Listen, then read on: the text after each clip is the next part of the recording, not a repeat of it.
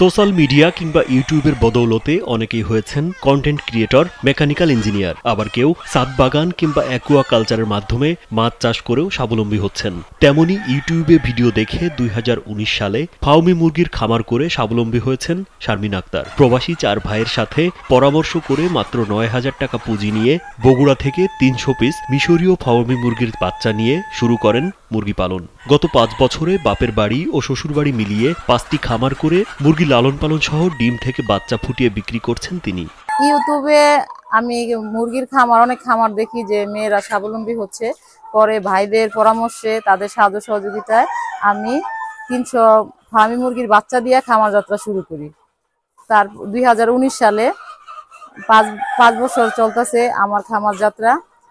যখন আমি মুরগির বাচ্চা 300 মুরগির বাচ্চা খামার শুরু করছিলাম, কিন্তু এখন আল্লাহর রহমতে আমার এখন 1200 প্লাস ডিমের মুরগি আছে। সারা বাংলাদেশে আমাদের মুরগির বাচ্চা যায়। Double million offer, Walton fridge কিনে পেতে পারেন 20 লক্ষ টাকা, রয়েছে কোটি কোটি টাকার নিশ্চিত উপহার।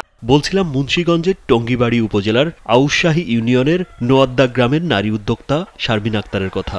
বর্তমানে তার 2 খামারে মুরগি রয়েছে 1400 পিসের উপরে। সেখান থেকে প্রতিদিন 900 থেকে 1000-এর মতো ডিম উৎপাদন হয়। শারমিন আক্তার জানান, মিশরীয় ফাউমি মুরগির লালন পালন অনেকটাই দেশি মুরগির মতো। এই মুরগি বাইরে ছেড়েই পালন করা যায়, এতে খাবার খরচও কম লাগে। 2 বেলা মুরগির স্বাভাবিক খাবার ও দুপুরে বিভিন্ন শাকসবজি বা ঘাস মেশিনের মাধ্যমে ছোট করে কেটে খাওয়ান তিনি। বর্তমানে মুরগির বাচ্চা ও ডিম থেকে মাসে আয় করছেন 2 থেকে 3 লাখ টাকা। আর 60 টাকা হালি, 60 টাকা 65 টাকা এরকমই আমরা বিক্রি করতে পারি। যখন আমরা 300 বাচ্চা দিয়ে শুরু করছিলাম তখন তো অল্প পুঁজিতেই হয়েছে, যেমন ধরেন 30-40 হাজার টাকা পুঁজি ছিল। আর এখন তো আমাদের আলহামদুলিল্লাহ আপনারা দেখতেই পাচ্ছেন যে 40 হাজার টাকার পুঁজিতে আজকে আমাদের 5টা খামার হয়েছে, 1200 প্লাস ডিমের মুরগি হয়েছে। শারমিন আক্তারের বিদেশ ফেরত ভাই আনোয়ার হোসেন জানান, 4 ভাই বিদেশে থাকতেন তারা। পরে 2021 সালে দেশে ফিরে শারমিনের সাথে যুক্ত হয়ে খামার করেন। আমাকে ভাই বোন যৌথভাবে এই খামারটা আর কি আমরা করতেছি।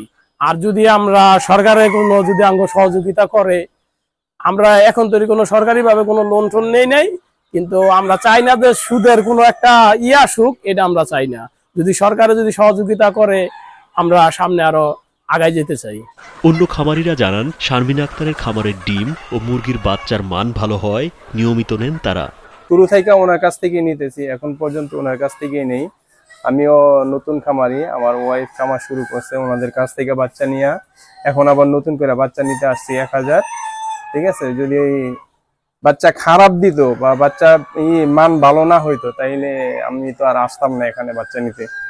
জেলা প্রাণী সম্পদ কর্মকর্তা ডাক্তার নজরুল ইসলাম জানান, দিন দিন শারমিন আক্তারের মতো নতুন নতুন উদ্যোক্তা বৃদ্ধি পাচ্ছে। প্রাণী সম্পদ দপ্তর থেকে তাদের সব ধরনের সহযোগিতা ও পরামর্শ দেয়া হচ্ছে বলে জানান তিনি।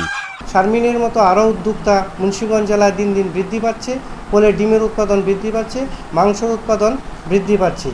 আমরা এইসব উদ্যোক্তাদের সফলতা কামনা করি এবং সকল প্রাণী সম্পদ দপ্তরদেরকে তাদেরকে প্রাণী সম্পদের সকল সুযোগ সুবিধা নিশ্চিত করার জন্য পরামর্শ প্রদান করে যাচ্ছি। কেবল প্রবল ইচ্ছা ও শক্ত মনোবলেই শূন্য থেকে সফলতা পেয়েছেন এই নারী উদ্যোক্তা। রাজীব বিশ্বাস, কালবেলা।